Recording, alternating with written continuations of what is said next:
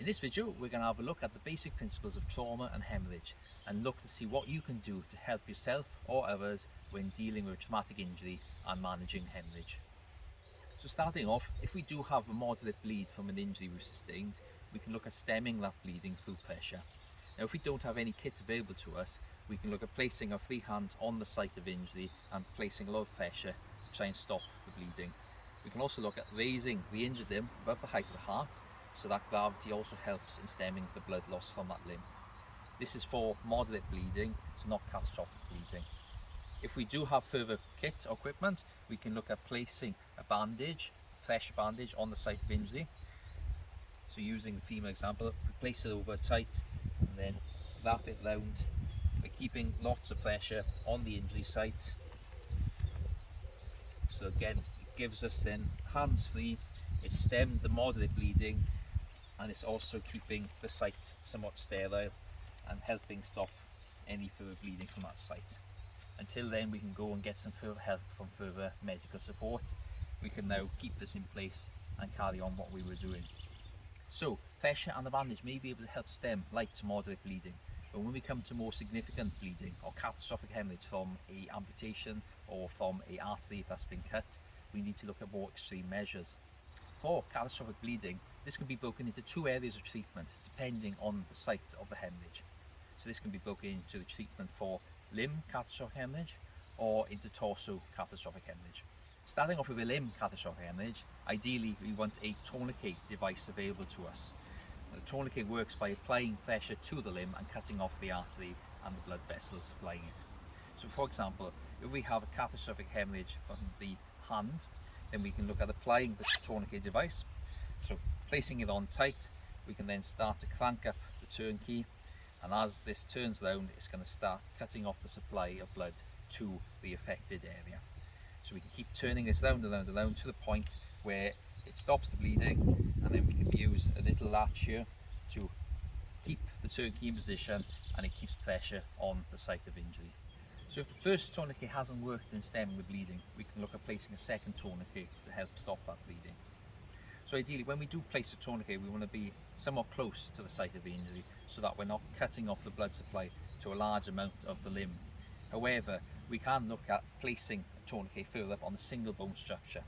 So here we have a two bone structure, and it's potential that as we tighten the tourniquet, the artery may settle in between the two bones so that we're not fully able to occlude the artery and stop the hemorrhage. Where we place the tourniquet on the single bone structure, as we start to tighten up the tourniquet, it's going to apply direct pressure to that artery and up against the bone. So where this first one hasn't worked, we're going to look to place the second one now higher up, tighten it up, and then again the same applies where we tighten the turnkey, spinning it around to the point where we see that the blood is stopped, and then we can use the latch system again to latch it off and keep that pressure tight. So if the two tourniquets haven't worked in stopping the bleeding and we've tightened them up both as much as we can, then we're going to have to look at maybe placing gauze into the injury site to try and build pressure up so that we try and stop the bleeding.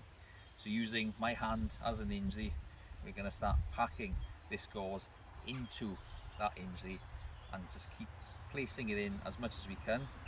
So this is now building up pressure within the injury site. Hopefully that pressure will start to be placed on the arteries and veins and try and stop that bleeding. So once we've placed as much gauze in as we can, we need to place a lot of pressure again on that site. So again, we could use a bandage device to try and apply that pressure, so it gives us a bit of a hand free.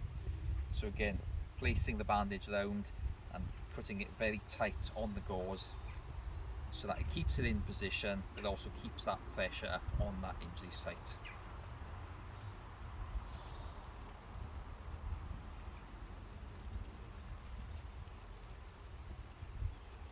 So once that bandage is applied, now we have pressure from the bandage onto the gauze, and we can also have our other free hand available to us so that we can do other things with it.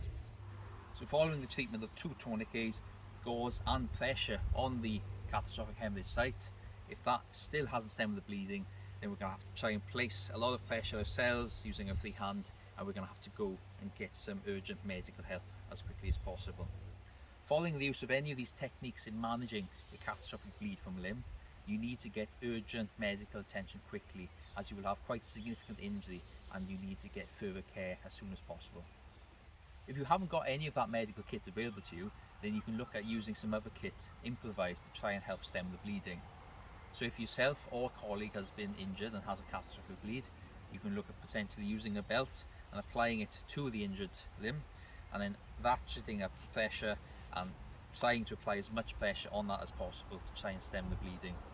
Now this may be difficult, as the belt obviously isn't designed to be used as a tourniquet, but you may be able to apply this and then get another colleague to apply pressure directly onto the limb itself. If you don't have any medical kits or any devices at all where you can apply pressure to a catastrophic bleed, then you're going to have to look at applying your own pressure onto the site of injury or onto your colleague's site of injury until you can get further medical attention and support.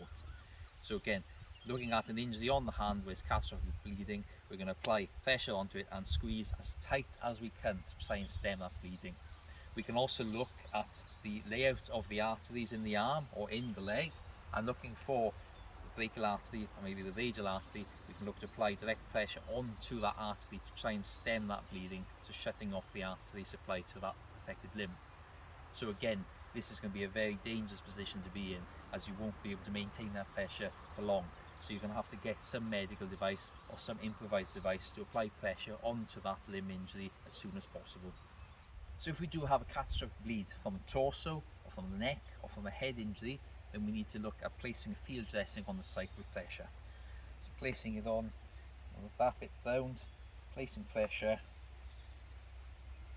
onto the site of injury.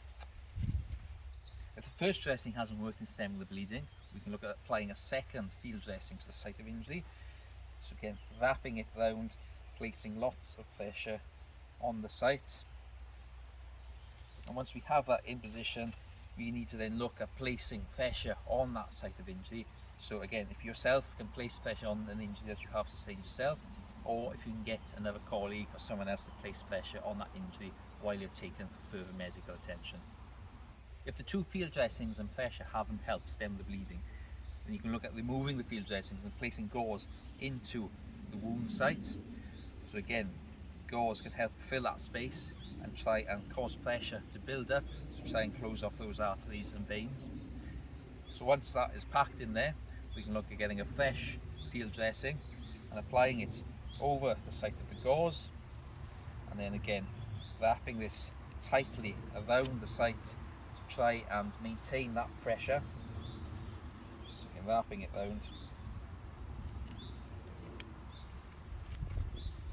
and again placing pressure on that site again by either yourself or a colleague, or doing it for someone else. So even after we've applied the gauze and the dressing with the pressure, if the bleeding is still coming through, we can look at applying further field dressings onto the site with further pressure onto the injury, and again placing pressure ourselves or onto a colleague. But then we really need to get some urgent medical attention, as this injury could potentially keep bleeding and the person needs to have that medical treatment so that they can try and stem that bleeding as soon as possible. If you don't have any of that medical equipment on hand, and you do have a casualty who needs help dealing with torso major bleed or neck or head major bleed, then you're going to have to apply pressure onto the wound site itself. Now if you do have some fabric or some type of shirt which you can place on the hand which is clean, this may be able to increase the pressure that you're placing onto the wound, but this person is going to need urgent extrication to a place of advanced medical skill and care. So to recap, if we're looking at catastrophic bleeding from a limb, so we want to ideally apply a tourniquet close to the injury site, and we want to turn that turnkey up to the point where the bleeding stops. If the first tourniquet doesn't work, we want to apply a second tourniquet above the first, depending whether to stick it on a double bone structure or maybe place it on a single bone structure. If the second tourniquet doesn't work and you tighten both of them up as much as possible, then you can look at placing gauze into the site of the injury and then placing pressure on it and lapping up with a pressure bandage. This patient who has got any of these interventions will require urgent treatment in an advanced medical clinic to help stem any further potential bleeding or damage. Looking at a torso, neck or head injury where there's catastrophic bleeding, so first of all we're going to place a field dressing over the injury and pressure to try and stem that bleeding. If the first field dressing doesn't work, we can look to apply a second field dressing with pressure. If neither of them work, we can look at placing some gauze into the site of the injury and again applying a field dressing with pressure onto that injury site. Again, if the first field dressing doesn't work, you can apply a second or further field dressings over the site and place further pressure onto that injury to try and stem the bleeding. In all cases and all interventions, the casualty is going to require some urgent medical attention in an advanced place of care.